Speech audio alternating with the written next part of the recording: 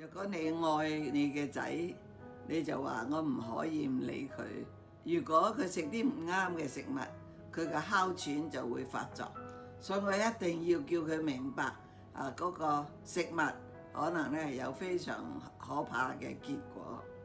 你教佢嘅時候會好有耐性嘅，而且咧會用各樣嘅心思去設計一啲嘅處境，以至你會能夠學識嗰個嘅功課。我認識一位嘅弟兄，佢好鍾意北上去揼骨。咁大家都知道揼骨嘅場所有好有唔好嘅。佢嘅太太成日都勸佢：你唔好成日去啦，呢啲嘅地方唔適合你一個基督徒嘅身份。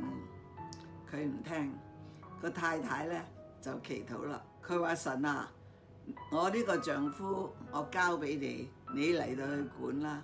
但係我求你一件事，你保留佢嘅性命。冇幾耐，呢位弟兄又北上去揼骨啦。喺嗰個嘅過程嘅裏邊，佢俾一啲迷魂黨咧係捉咗去一間嘅廢屋嗰度，然之後咧佢哋就打佢，要佢供出嗰個提款卡嘅嗰個嘅密碼。當佢被打嘅時候，有一個聲音同佢講：你咁鍾意揼骨，而家就讓你一下子揼晒你幾個月嗰啲骨啦。佢就知道點解佢落喺呢個處境嘅裏邊，神又點解讓佢俾人揼？佢好慘，一夜之間唔見咗16萬。到佢返到嚟香港嘅時候，個頭腫到好似個豬咁大，成身都痛，係瞓唔到。喺咁嘅情況底下，佢就學咗呢個嘅功課。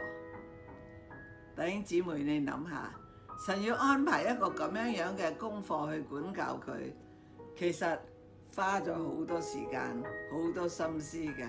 佢跌落一個咁嘅陷阱嘅裏邊，唔係偶然嘅。嗰啲嘅人用邊樣嘅方法去叫佢供出嗰個密碼，亦都唔係偶然嘅。